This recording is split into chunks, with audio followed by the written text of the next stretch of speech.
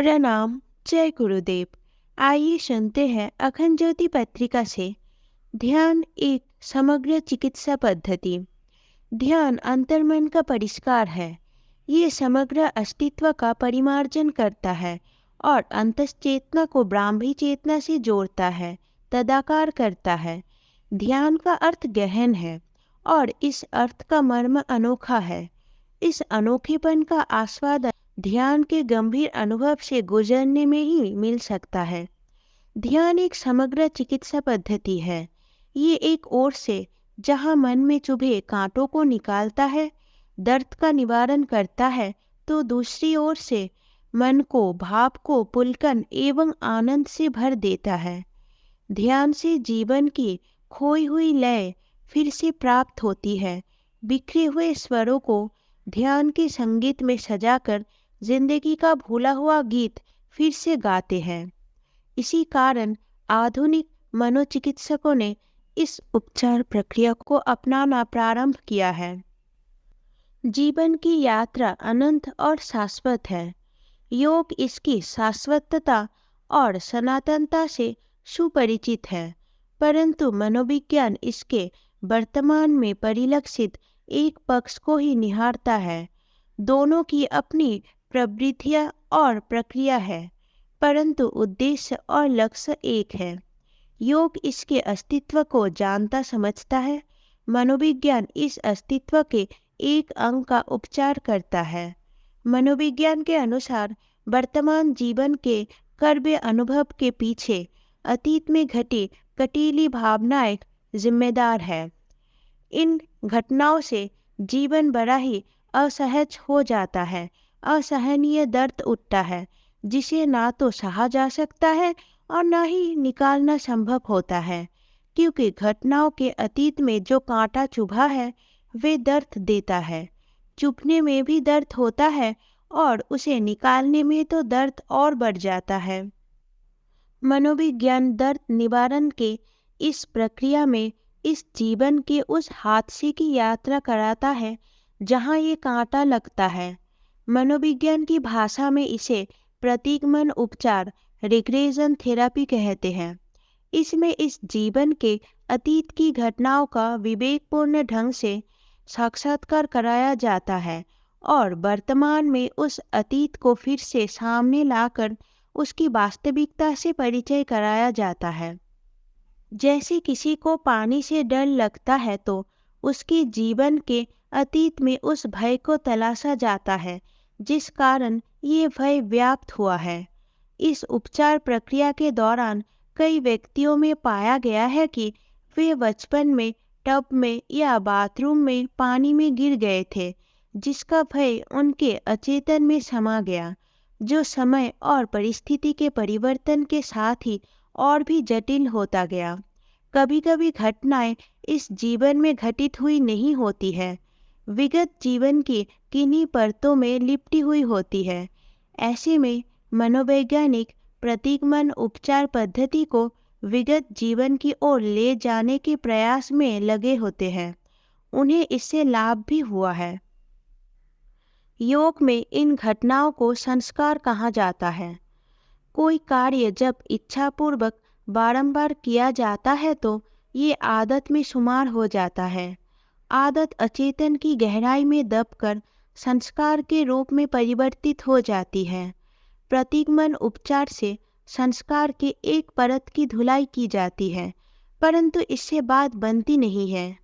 महान योग विज्ञानी एवं मनोविज्ञानी पतंजलि इस कर्म संस्कार को परिष्कृत करने के लिए ध्यान को सर्वोत्तम उपचार मानते हैं।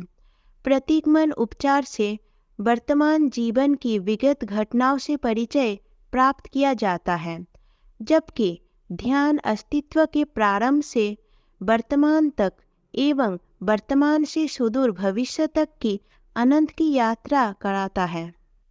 ध्यान अस्तित्व की समग्रता को देखता है और उसके व्यतिक्रमों, समस्याओं को समूल रूप में विनष्ट करता है। ये व्यक्तित्व को पूर्ण रूपेण स्वच्छ एवं निर्मूल तथा सभी आयामों के साथ विकसित करता है।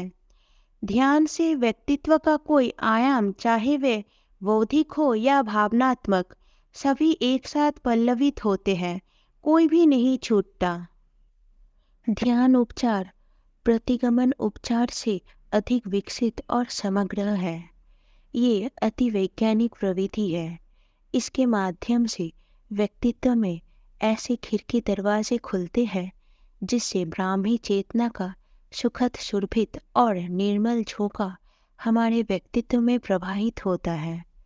ध्यान से एक ओर जहाँ हम अपने विगत कर्मों का साक्षात्कार करते हैं, उस कर्म संजाल की गहन गुफा में पवित्र प्रकाश बिखेरते हैं, वहीं दूसरी ओर परिष्कृत चेतना को सतत विकसित करते हैं। ध्यान से अंतर्मन उच्च स्तरीय आयामों में गति करता है। हमारी बाह्य शारीरिक संरचना में विशेष बदलाव ना होने के बावजूद अंदर का सब कुछ बदल जाता है। प्रखर ध्यान योगी अपने समस्त कर्म संस्कारों को ध्यान के महाताप में गलाता है। ध्यान ही उसके लिए कर्मशय का सर्वोत्तम साधन बनता है और सच कहें तो ध्यान ही एक ऐसा माध्यम है जो चित्त में जमे संस्कारों के आवरण को समुचित ढंग से स्वच्छ कर पाने में सक्षम है।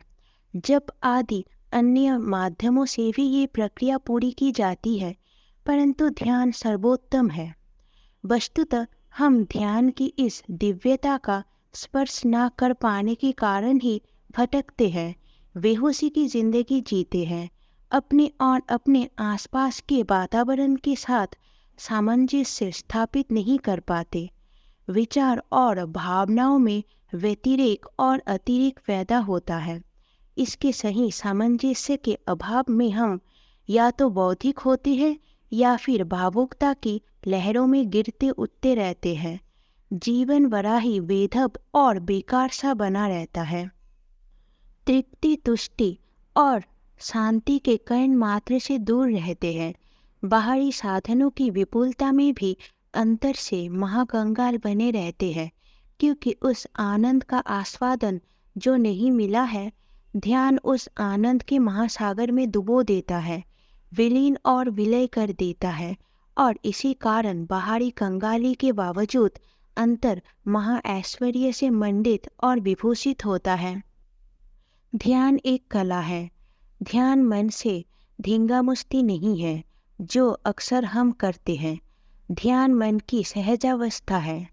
मन जिस भी उत्कृष्ट चीज में लग जाए वहीं से इसकी शुरुआत करनी चाहिए। मन जहाँ भी अपनेपन में टिक जाए, ठहर जाए, वहीं अपनी यादों को इतना प्रगाढ़ करते रहे जब तक कि ये प्रगाढ़ता हमारी आस्था, श्रद्धा और प्रेम में परिवर्तित न हो जाए। फिर इस प्रेमपूर्ण छवि को अपने मार्गदर्शन या मनोनुकूल केंद्रों तथा हृदयंगम तथा मस्तिष्क पर दोनों भौहों के बीच स्थापित करना चाहिए। विचार और भावनाएं स्वतः ही इस ओर मुड़ जाएगी और हम ध्यान के प्रवाह में बहना प्रारंभ कर देंगे। ध्यान फिर हमारे अस्तित्व में समाकार हो उठेगा। सबसे पहले अंतश्चेतना एकाग्र होगी, जिससे मानसिक क्षमता के सारे बंद द्वार खुलने लगेंगे। फिर ये एकाग्रता अंतर्मुखी हो हमारे अचेतन मन को परिष्कृत करने लगेगी। ये सबसे बड़ी, दुष्कर, कठिन और अनवरत चलने वाली प्रक्रिया है। ध्यान रहे ध्यान साधक की यही असली अग्नि परीक्षा है, जिससे धैर्यपूर्वक गुजर जाने से अगली क्रम में ब्राह्मी चेतना के महा आनंद से महालय स्थापित हो जाता है और दिव्य अनुभवों का निर्झर झरने लगता है। ये अंतिम पड़ाव नहीं है, वरन ध्यान के अनुभव का प्रथम स्पर्श है। फिर तो ये अनंत की महायात्रा कराता है। एक सामान्य सा जीवन विराट जीवन का अभिन्न और अखंड अंश बन जाता है और उसी में सतत निमग्न रहता है। सब मानदंड बदल जाते हैं, कुछ भी शेष नहीं रहता है।